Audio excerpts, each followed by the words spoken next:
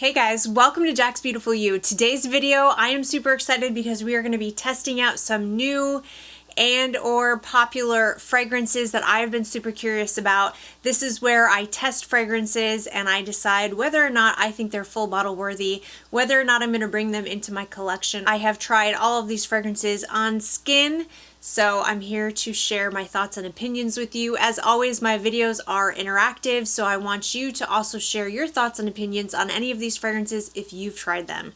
If you're new here, hi, my name is Jackie. Thank you so much for clicking on my thumbnail today. I appreciate you so much. And without further ado, let's get into this video.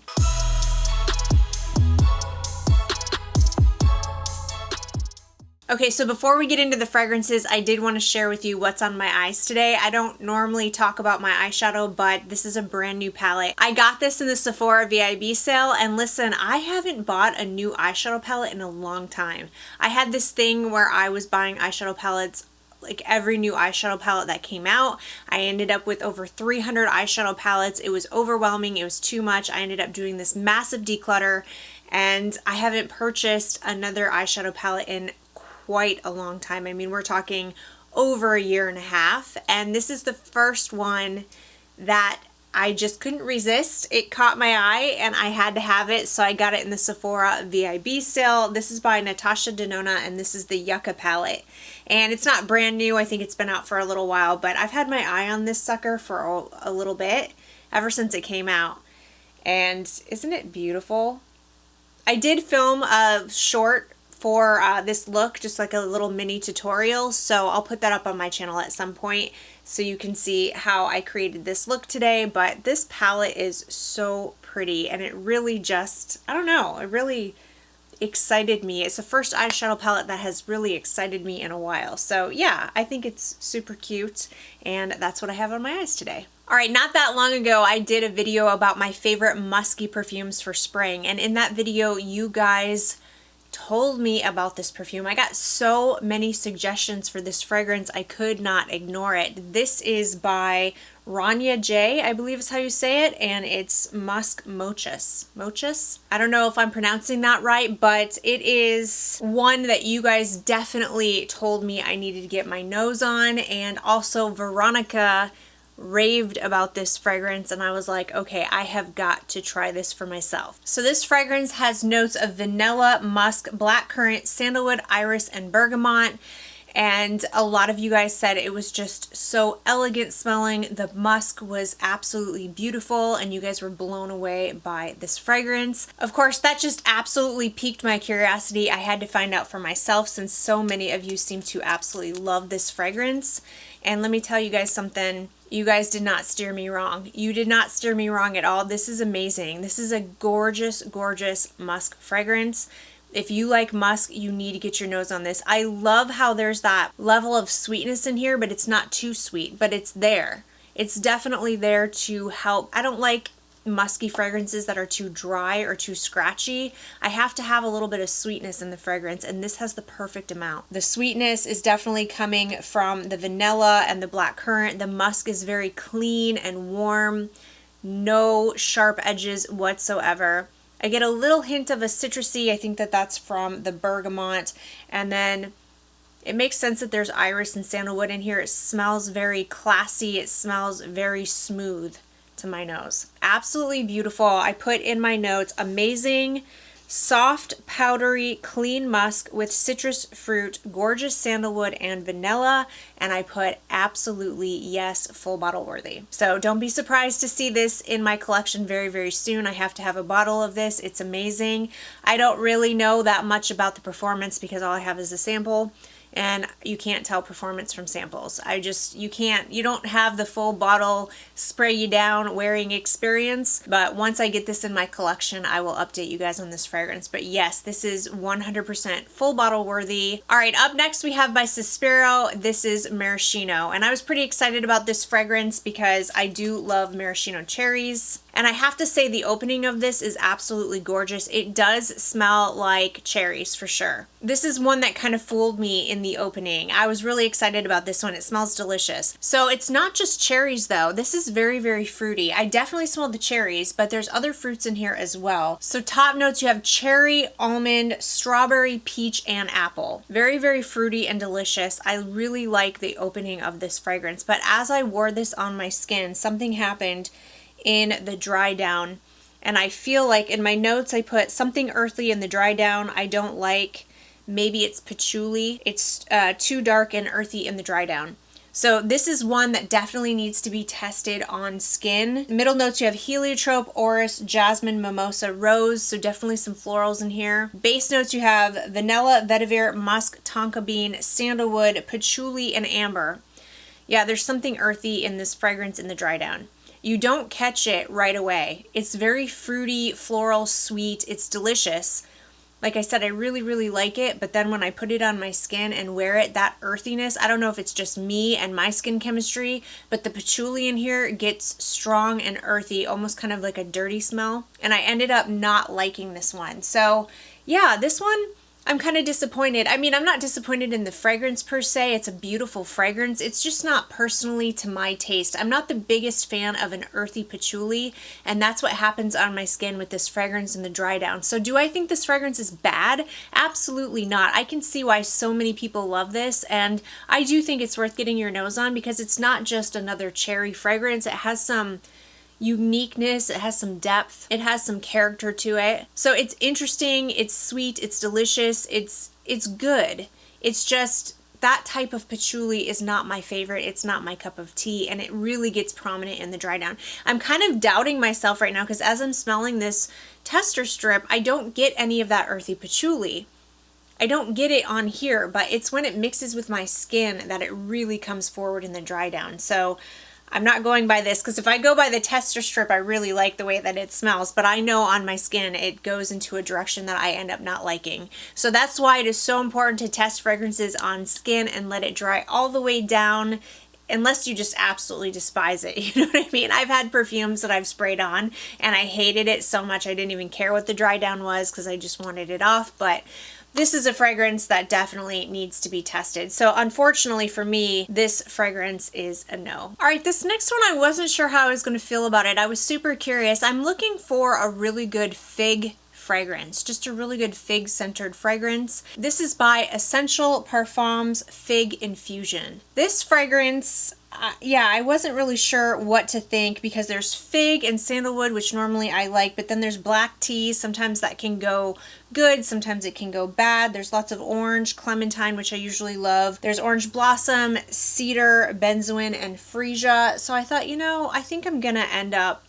liking this fragrance. And sometimes fig is green. Sometimes fig can smell kind of green, like a little too green for me. And I have to say, you guys, this one I liked more than I thought I was going to, but I still don't know if it's a love. Yeah, it smells kind of like a green. There's a greenness to this fragrance, but it's not sharp. When I first tried this on my skin, I was like, I like it. I can see the appeal to this, but I don't love it. It seems to be one of those fragrances that just is growing on me. Let me spray it on myself. I kind of like this one. I don't know. I think I might be changing my mind. This one is, yeah, there's a greenness in here, but it's not sharp or bitter or harsh in any kind of way. I get that tea note. It's not overly sweet. It's not a very sweet fragrance to my nose, but it's woody, it's fruity, it's got some citrusy aspects to it. You know, when I smell it on paper, I think I like it better than when I put it on my skin. I think that black tea starts to come through a little bit too much for me, and then there's something green in here. It's not sweet enough. What I wish is that I had this fragrance with a little bit more sweetness. I'm going back and forth on this one. I think this is actually a no now that I sprayed it on my skin and I'm refreshing myself on what it smells like on my skin. Let me see what I put on my notes when I tried it. So this says green opening, but surprisingly not sharp, which I agree with. I agree with myself. I agree with what I previously wrote down. And then I did put it gets sharper as it dries down. I don't think sharper is the right word. I think what I meant to say is that it gets a little less sweet as it dries down.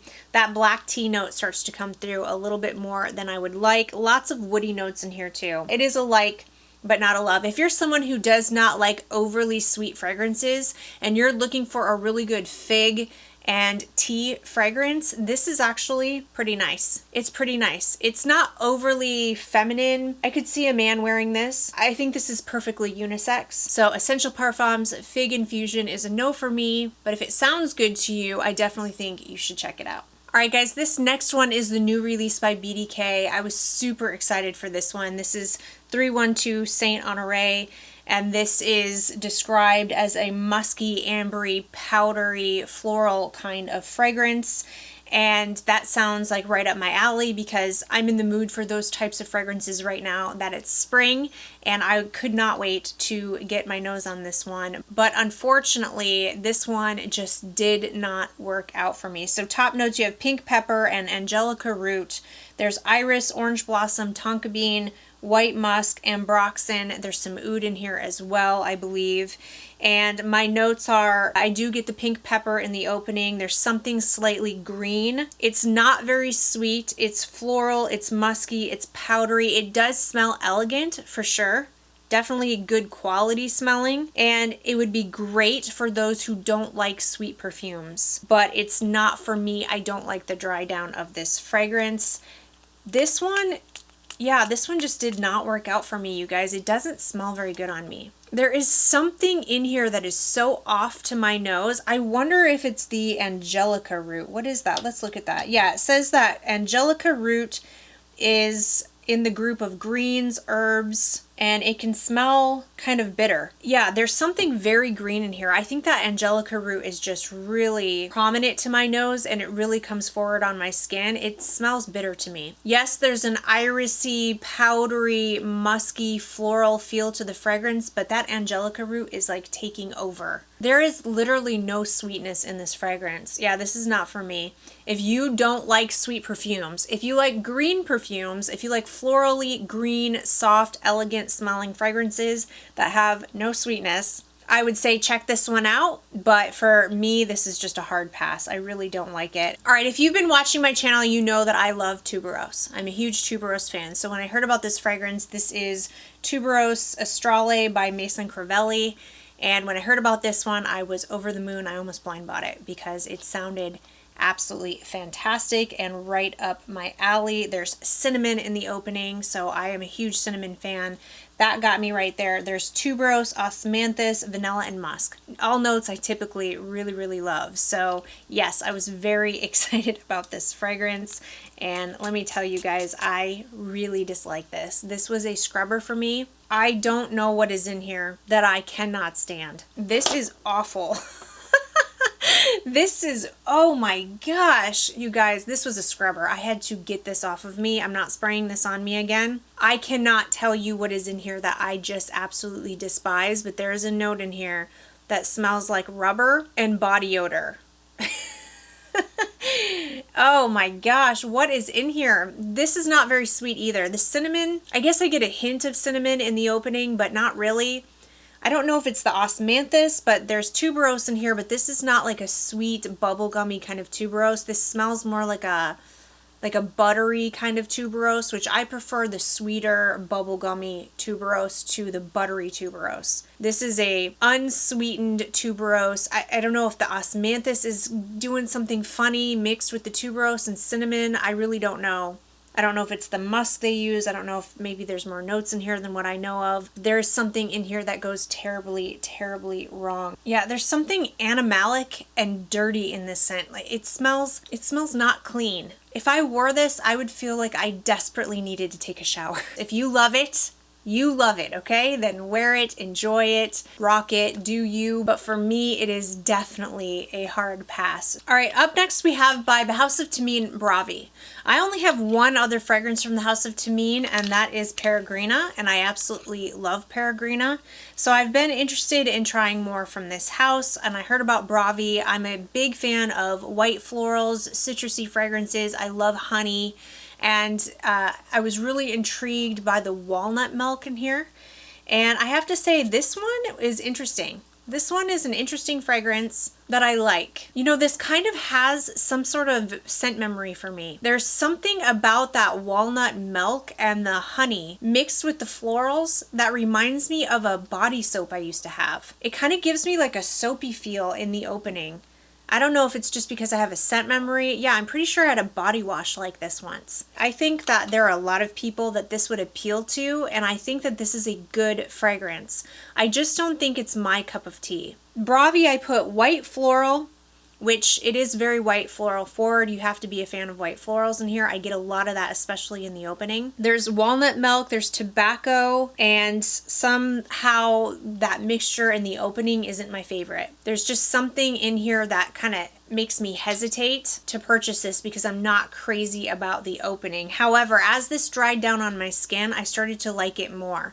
It became less white floral. The white florals, I think that's what it is the white florals almost feel a little indolic in the opening for me. But then they do start to tone down and that walnut milk and that honey comes through. It's not an overly sweet fragrance, but in the dry down, it does seem to get sweeter and I do pick up on more of the honey. So I didn't really care for the opening, but I do like the dry down. And I said there's something a little bitter in the opening. I think there's bitter orange in here, and I can pick that up. I think that's another reason why I'm not super crazy about the opening. This is definitely a like. I'm just not crazy about the opening, and because of that, I think I'm gonna go ahead and pass on it because I really want to, especially for this price point, I really want to enjoy a fragrance from the beginning all the way down to the dry down. I'm really happy that I got to try this. I do think it's interesting. I think it's unique. It's not just your average white floral scent. I think a lot of people are going to enjoy this fragrance, and if you're scared of honey, don't be. That honey is just it's very toned down. It's there in the dry down, but it's not overly sweet. It's not thick or dense. This is going to be a lovely spring fragrance for a lot of people. Okay, this next one is the new release from Born to Stand Out, and this is called Angel's Powder. And I didn't know what to think of this one because when I looked at the notes and I saw nail polish in the opening, I was like, And yeah, there is some nail polish. I'm not crazy about that. It doesn't last very long though. That's the thing that kind of throws me off about this fragrance because I really do like this fragrance when it dries down, but the opening isn't my favorite. Now this one is very sweet. This has nail polish, sugar, pink pepper, there's cotton candy, raspberry, vanilla, there's white musk, gaiac wood, and heliotrope in this fragrance. The dry down of this perfume reminds me of Celeste by Giardini di Toscana or Malo by Soradora. It's not the same. I mean, I'm not saying these are dupes, but they're in the same family. They remind me of each other in the dry down. The opening is definitely different from Celeste. Celeste has a very candied violet, seawater, lime opening. But the dry down is this vanilla sugar, sponge sugar, really, really sweet, lovely. I love Celeste. I own Celeste. I just purchased a bottle of it and I thought it was great. I really liked Malo too, but I found Celeste and Malo to be similar to each other. Again, not the same, not exactly the same. They definitely have differences, but they both had this like candied violet sponge sugar feel to them. I really felt like I only needed one and I did prefer Celeste, so I purchased that one and I kind of feel the same way. This is nice. I like it. It reminds me of those fragrances. I'd say if you like those fragrances, you're probably going to like this. If you like sweet sponge sugar types of fragrances, like this has raspberry and vanilla sugar, so it kind of gives that raspberry candy, sponge sugar, cotton candy kind of feel. And if you like that, I think that this one is worth checking out because it is good and it's unique. I mean, that nail polish in the opening, it's not my favorite, but for some people it might be unique enough that it intrigues them, you know? Check it out. Don't blind buy it. It's not a safe blind buy. I think I'm going to pass on it just because, like I said, I already have Celeste and I do prefer Celeste over this one, but I think this is good. Okay, this next one is by Xerjoff and this is Oud Gold. This fragrance, you guys, I was very skeptical about. So if you've been watching my channel, you know that Herba Pura is a perfume I really dislike quite a lot. It is one of my least favorite fragrances of all time. And so when I heard about Oud Gold, I was like, no way. I'm not gonna like this. It smells probably like Herba Pura. If it smells anything like Herba Pura, I don't want to have anything to do with it. I was very shockingly surprised by this fragrance. This is everything I wanted Herba Pura to be, This takes out all the bad stuff of Herbapura for me and just leaves what I was looking for, that fruity, musky, beautiful fragrance. To me, the original Herbapura smells like overripe fruits, and the muskiness is so screechy, it actually makes me itch. It really truly makes me feel like I have some sort of very uncomfortable, scratchy sweater on. And here, the musk is beautiful. There's none of that harsh scratchiness. It's not screechy, it's very smooth. It's like they took the musk and they made it smell clean. This is the kind of musk that I like, and this is beautiful. The fruits are done really, really well, and there's no overripe, sickening sweet fruit. And I put in my notes, yes, this is what I wanted Herbapura to be. It's fruity but not overripe. It's musky but not scratchy, and it is 100% better than Herbapura. It is super smooth. And surprisingly, shockingly, I want a bottle of this. This is so good. All right, up next we have by the House of Creed. This is Carmina. This is one I was super curious about because it has the dark black cherry note in here, and I really like that. I really like a dark black cherry. I love rose fragrances. I love warm ambery fragrances. So this one I thought would be one I would love. And I have to say, it's not bad. It's definitely not one that I dislike in any way. I like the way this smells. But this is more of a rose fragrance than it is a cherry fragrance. That cherry is there very, very briefly for me, and then it quickly disappears. I definitely can smell the spiciness, like there's saffron and pink pepper in here, and I can definitely smell that in the opening. And then I get a lot of the rose. This is first and foremost a rose fragrance to me for sure. Way more than it is a cherry fragrance. And I really wasn't expecting that. I thought that the cherry was going to be the star of the show. There is also peony and violet in here. I couldn't tell you that there was other florals in here. That rose is just very, very strong to my nose. There's cashmere wood, there's musk and broxen, there's myrrh and frankincense. And I'm not sure what it is in here in the base of this fragrance that gives me almost a dark, almost like a leathery feel without it actually being like leather. It's not harsh or cold or anything like that. It smells smooth, but it almost smells leathery to me. It might be the mixture of the frankincense, myrrh, and the saffron maybe. I think it's a nice fragrance. I do think it's good. I don't think it's bad in any way, shape, or form. However, this fragrance is ridiculously expensive, and for the price, I just don't think it's worth it. I don't think it's unique enough. I don't think it stands out enough. It doesn't blow my mind enough. Is it nice? Does it smell good? Yes. If I smelled it on someone, or if, you know, I wore it, would I enjoy it throughout the day? Sure. This is pleasant enough. It's nice. It smells good. I like it. But do I want to run out and spend that kind of money on this fragrance? No, I absolutely do not. So I'm glad I got to try it. I think it's good, but not worth the price, in my opinion. So Creed's Carmina will be a pass for me. Okay, this last fragrance was the one I was the most excited about out of all of these fragrances. I almost blind bought this. I messaged someone, I think it was Greta. Yeah, it was Greta, I think. And I said, hey, I am so excited about the new Amouage when it was first released. Have you tried it? I am seriously thinking about blind buying it. And thankfully, Greta talked me down. She talked me down. She said, don't blind buy it. I think she was testing it, or she was about to test it. She said, don't blind buy it. It's not safe.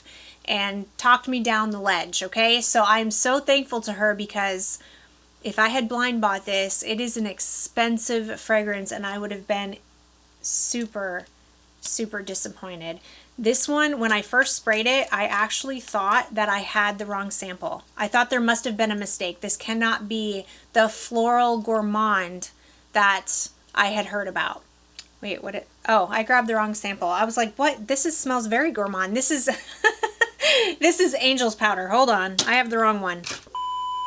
Okay, this one is Love Delight by Amouage. Okay, now I will say it's getting a little better. It's getting a little better. So when I first tried it, I was, like I said, I thought I had the wrong sample, because all I got was jasmine. I got this heavy dose of white floral jasmine, and that's all I got from the fragrance. And I was like, what the heck? This is not a floral gourmand. Where? Gourmand where? Gourmand who? So I put no in caps. It's not a floral gourmand, and it's not at all what I expected. it's still not what I expected. However, I put it away and I went back to it and I tried it a second time. The second time I tried it, I did put that I got more of the gourmand, just a little bit, a slight touch.